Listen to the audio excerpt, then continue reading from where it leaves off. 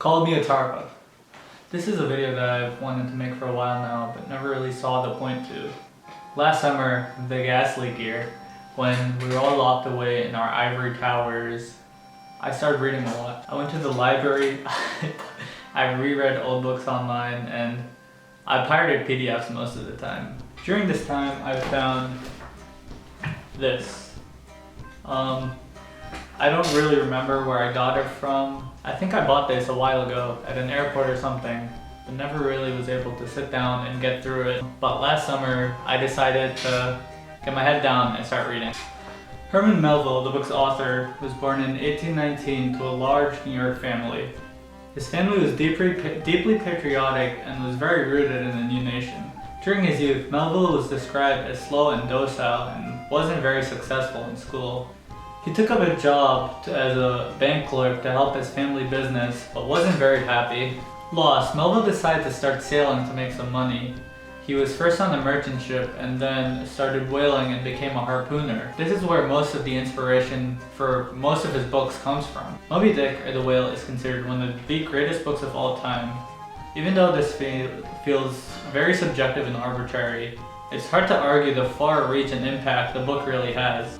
Moby Dick is probably the most quintessential American novel. With the promise of success and freedom, it is a romantic novel about the grandeur of nature, the spirit of humanity, adventure, and discusses topics ranging from zoology to economics and philosophy. If you haven't already read it, spoiler alert, even though it's 160 years old, here's the basic rundown. Manhattan sailor Ishmael takes a voyage aboard the Pequod during the heyday of the whaling industry.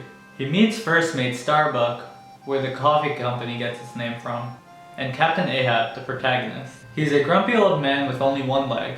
Ahab lost his leg to the elusive white whale, or Moby Dick, and has since been hellbent on revenge. He has to kill Moby Dick at all costs. The Pequod sails all over the world, kills a couple whales, and finally encounters a lot of obstacles in the equatorial Pacific region where the whale lives, and Ahab finally spots the whale. Ahab chases after it, and after a couple of days of grueling battle, Ahab loses, dies, the ship sinks, everyone in the ship dies.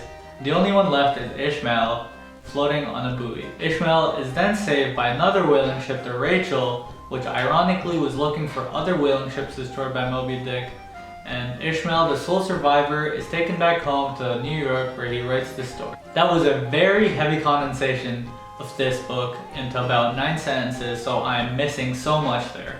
And honestly, even reading through it about 1.5 times, I'm sure I missed out on so much more. Melville packed this book from end to end with a heavy analysis of almost everything the world has to offer to us. He talked in depth about zoology, paleontology, with analysis of the biology of whales. He gave us a reflection of the risk and adventure of sailor's life and everything that came with it. He talked in great depth about the economics of the whaling empire of the 19th century and everything that came with it, and even gave us a social and political analysis of the time. All in all, this was a very heavy read. And to be completely frank, I didn't have a very good time reading this book.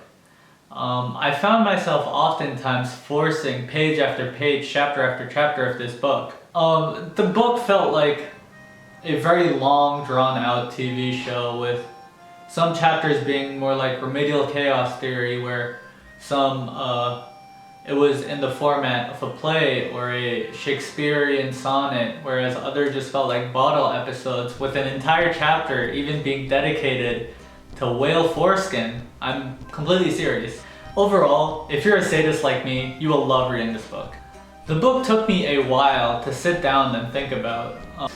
After finishing the book, I read a lot about the book and I read a lot of theories, and I found gratification from reading the book weeks and months after the fact rather than the immediate days after. This has probably been one of the most interesting books I've read for those reasons. For starters, Moby Dick was one of the most progressive books of its time. Though it's all men, the cast featured an extremely diverse group of people, with people from all over the world, all different regions, runs of lives, and they were all together on this one boat. They all lived and worked together, and Melville writes about abolitionism and is very opposed to slavery. I read an interesting essay about the racial progressiveness of this book by D.H. Lawrence, who said that the white whale represented the deepest blood being of the white race that we want to tame. He said that all races must come together to hunt down this destructive white force. However, the whale ended up destroying them all, and even though this feels kind of like a far reach, it was still an interesting essay to read.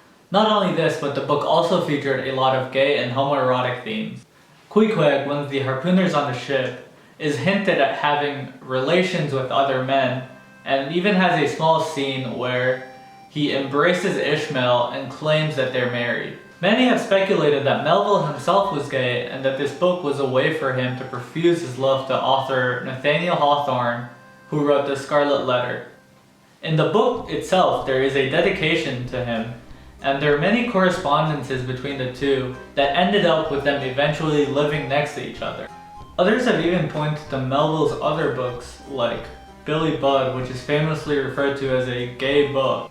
Many have said that Melville was writing in the book about the jealousy and hatred that comes with being a closeted man in the 19th century. Melville is also sort of foresighted in the way that he talks about the destruction and the demise of the whaling empire and the destruction that humanity itself is causing upon Earth. He talks about the destruction of ecosystems and rising sea levels years and decades before any scientific inquiry into it was actually done. And honestly, at some points, the book just feels kind of preachy and braggart, with Melville writing about his knowledge of oceans just to write about it.